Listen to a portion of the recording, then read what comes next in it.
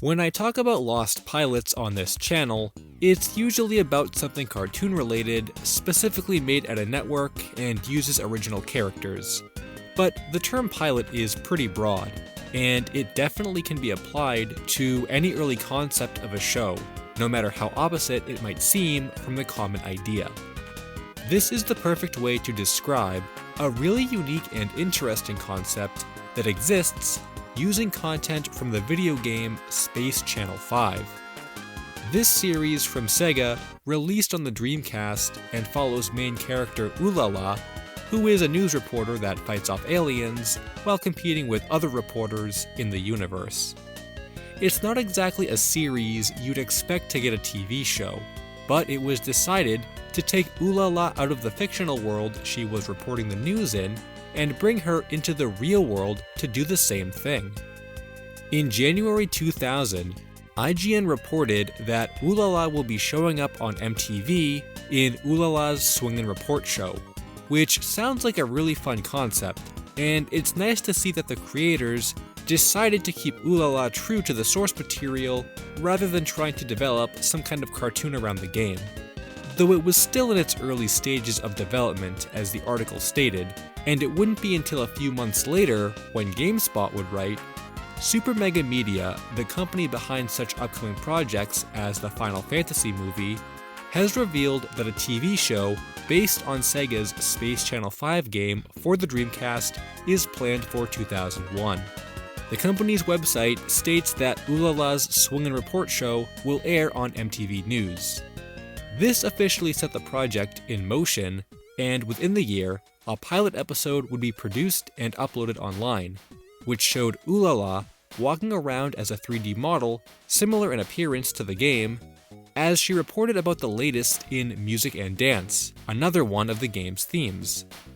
These reports were of real-world people and events, which is what made the pilot so notable, and it reminds me a lot of other cartoon talk shows like JBVO that were airing at the time. However, it was also this concept that caused issues in continuing the series. When you have a show that discusses events in the real world, you have to be quick about it, or else the news becomes irrelevant. And creating unique animation and voice lines for Ulala on such a frequent basis was something MTV apparently couldn't keep up with. As a result, Ulala's Swing and Report show was cancelled pretty quickly after the pilot episode was finished, and never went into production. Despite how short-lived the series was, the full pilot was posted on IGN's website, where it eventually made its way to YouTube in 2006, and sat there for 15 years. This upload was where I watched the pilot, and was pretty much the only place to view it once IGN stopped hosting the original video.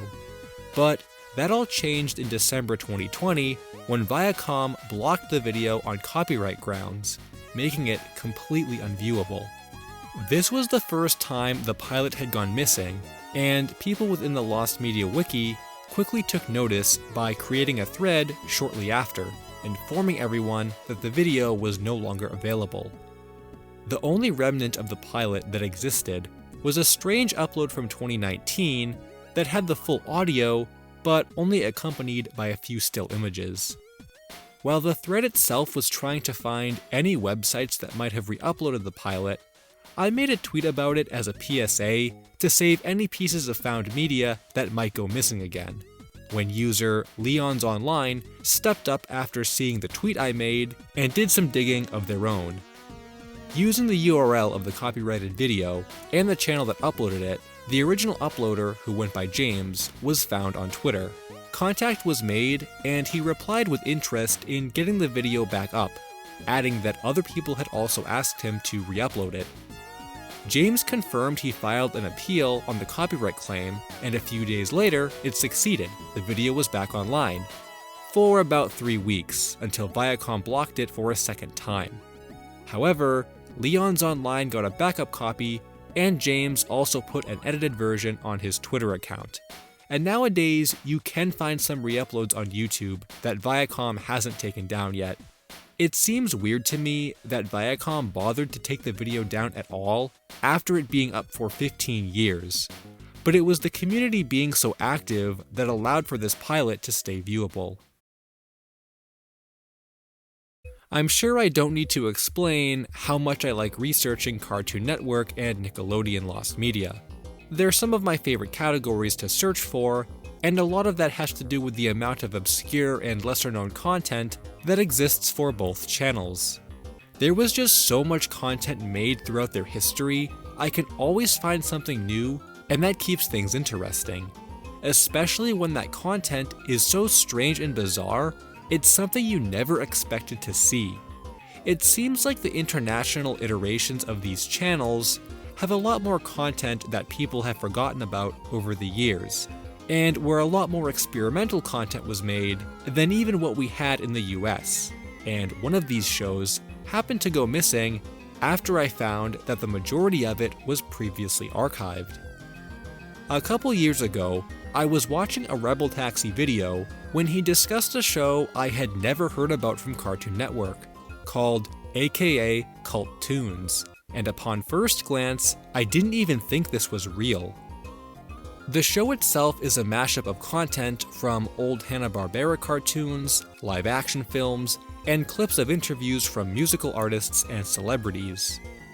All of these pieces are thrown together, cut up, remixed, and edited to create each episode in a very surreal way, which can be best described by Rebel Taxi as pretty much YouTube poop before YouTube poop existed, and is even hosted by a character named Jackie P, who is an edit of Dexter from Dexter's Lab himself. The series was exclusive to Cartoon Network UK, and aired on a block called AKA Cartoon Network on Friday evenings for about a year before being cancelled in 2000, though it's not known how many episodes were made exactly, with some estimates stating it lasted for 2 seasons. Despite its short run, this is where the mystery begins, as once I discovered the show's existence from Rebel Taxi's video, I went out of my way to try and find more content from it, not knowing what was available. I actually thought this topic might make for a good lost media search if I wasn't able to find too much from the show, which I believe were just short clips on YouTube at the time. But eventually, I came across a Vimeo account that had a large variety of episodes available. There were so many, and they had been there for so long, I figured this was a good sample of the show's history, and maybe people would end up adding to the collection over time. Well, that was the opposite of what happened, because a year or so later, I was on the Lost Media Wiki forums and came upon a thread that said the collection from Vimeo had disappeared, and very few pieces of content were still online. I never thought all those episodes I had come across would disappear one day, especially so soon after I discovered they were there. Unfortunately, I wasn't able to do much about this, because I had never saved or looked into the account that uploaded them. They were just gone. However, a couple months later, the thread on the Lost Media Wiki forums was updated to state several of the episodes were found and were being uploaded to the Internet Archive, which I checked for this video, and I can confirm there are a few there. Though, it's nowhere near as many as were on Vimeo previously, so the majority of them are still lost. I'm not sure if this user has any more they haven't uploaded yet, or if they added everything they found, but it's great we have any content from this series again. There aren't any full episodes on YouTube, and barely any bumpers or promos for it, though the description on one of the videos claims that all of the episodes were uploaded to a Dailymotion account, but were removed. I also found a thread from a different forum in 2008 that claimed the creators of the series released them onto YouTube, with a link to one of the episodes, which is also no longer available. This leads me to believe the re-uploads were originally taken from this YouTube collection, but not all the episodes. And similarly, not all the episodes from the Vimeo collection were taken for the Internet Archive re-uploads. So, with each new collection that appears, fewer and fewer of the episodes end up being saved.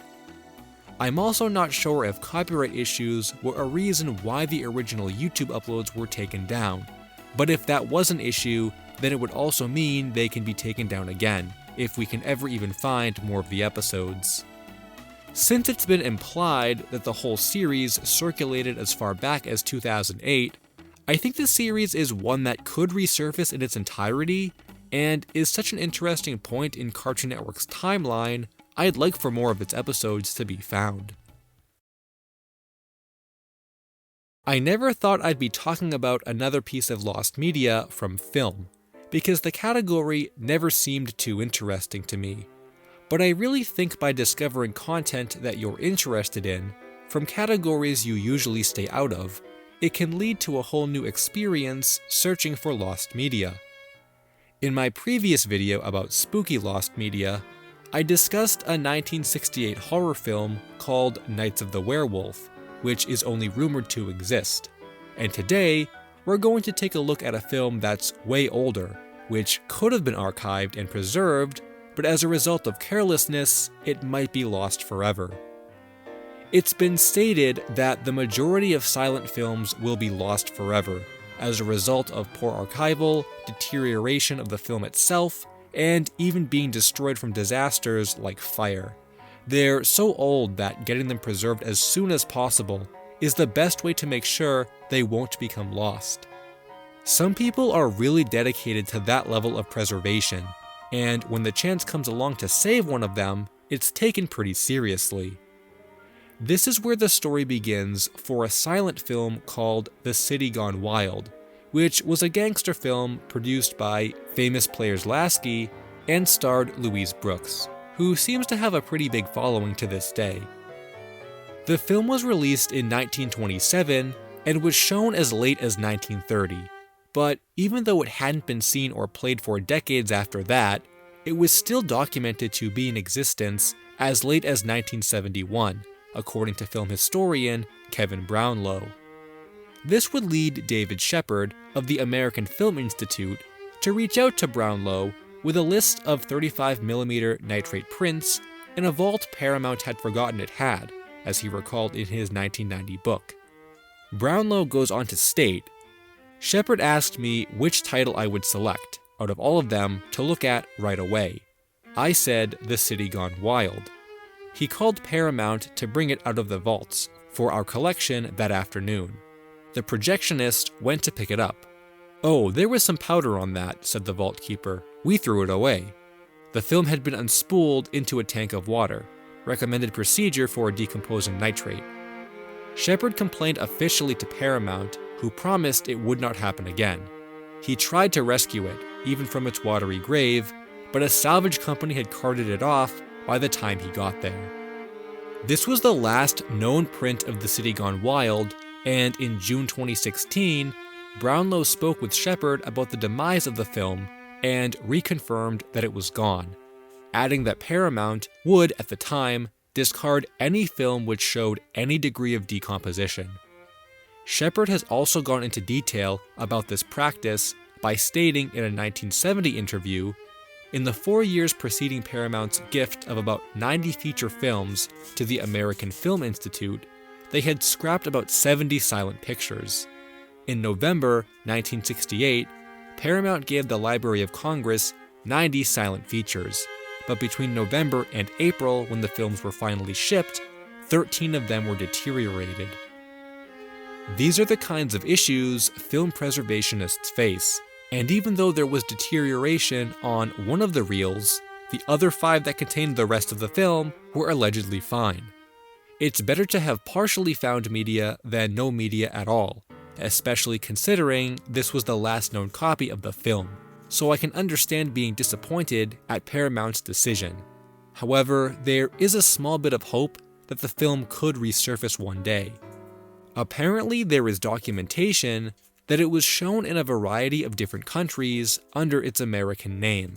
So, preservationists have speculated there might be other surviving copies in the wild. Though, this is only one example of trying to save a lost film when there are so many others that likely have a worse fate than this. When I think of lost films, I can't help but think of Batman Fights Dracula, an unlicensed Filipino comedy that's been called the Holy Grail of Asian cinema, and that one was only shown in the Philippines at a time when preservation didn't exist at all for their industry. It does seem unlikely that either of these films could resurface, but there's always a chance for it, and hopefully someone will come across them again. It's not often that I get to talk about the Sega Saturn in my Lost Media videos, because there's not a lot of overlap with content from the console. But when the opportunity presents itself, I'm up for it. The last time that happened, we discussed the campaign version of Dodonpachi, which was a special remix of the game awarded to contest winners whose ROM has never been dumped. But today, we're going to be talking about something completely different: a dating simulator. While I've never actually played a dating simulator before, it goes without saying that they make up a large part of the Saturn's library in Japan, and it's something I see all the time while looking for new games to add to my collection. But I never would have thought that a dating simulator of all things could end up being rare, on top of the fact that it ended up becoming lost after resurfacing very briefly. In Japan, there exists a game that was released for the Saturn and PC, called High School Terrace Story, that involves a protagonist named Kisuke and 6 girls who attend the same school that you can go out with, as is standard visual novel gameplay. However, if one Terrace Story game wasn't enough for you, there apparently is a sequel called College Terrace Story, which picks up where the previous entry leaves off, so the game can continue.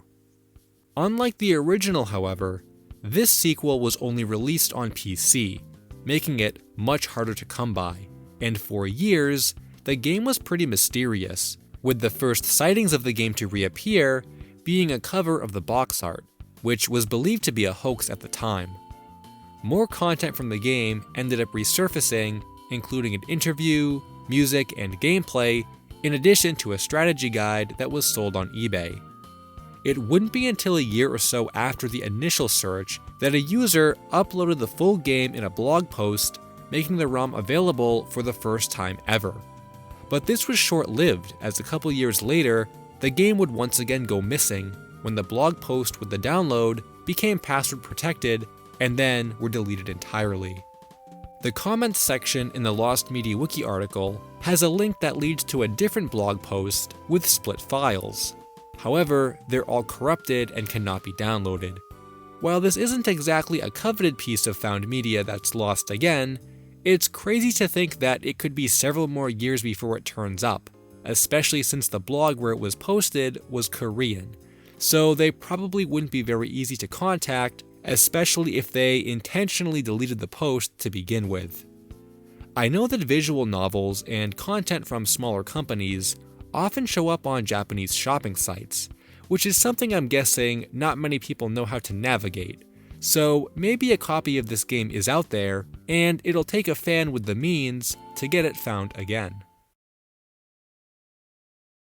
I think one of the worst pieces of lost media that can go missing in general are content related to production materials. This kind of stuff is essentially the framework of media, and without it, there's so much insight we lose about a particular cartoon or video game or anything similar, whether the finished product itself is lost or not. I know I keep going back to Meso Blues, the prototype short to Johnny Bravo, but it's such a good example of production material that we haven't seen, and it would give us a lot more insight about how the short evolved into the series we know today. But similar to Johnny Bravo, there's another notable piece of Cartoon Network production material that has gone missing over the years. Though what's more surprising about this one is that the lost media in question was posted and discussed in the fandom, but it wasn't saved by anyone or reposted. This topic is about Codename Kids Next Door, which is definitely considered a classic Cartoon Network show, and if you're familiar with lost media from the series, you've probably heard about the cancelled episodes before, which include Operation Trees, Operation Spanksgiving, and Operation Haircut. All 3 were never produced as they were originally scripted, with the most notable being Operation Trees, which was to feature Dr. Seuss-styled rhyming, but was not approved by his estate, so it was scrapped entirely. The Lost Media Wiki article has links to a Kids Next Door blog that posts all kinds of content from the series, with the most important ones being related to the cancelled episodes. Each episode received its own post, and in them were details about why the episodes were reworked, and a link to PDF files of the scripts from the first two and storyboards from the third. From what I can tell, this seems to be an official blog run by Mr. Warburton and other crew members, so these were the real deal, and you can still view all of the text from the posts on the blog, but the files themselves are gone.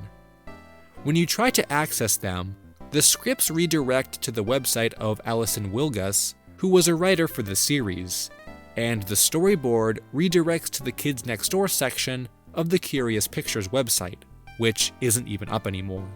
However, the most unfortunate part about these posts isn't the fact that they no longer work, but it's the fact that each one got comments from fans who followed the blog, so it was definitely known that these materials were posted, but as of now, they've never resurfaced.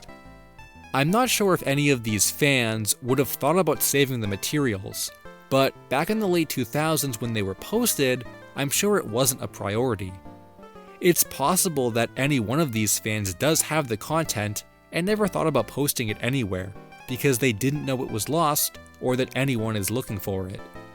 Content resurfacing after awareness is definitely something that's happened before, but it's pretty hard to believe we've only become so aware of preservation in the past few years.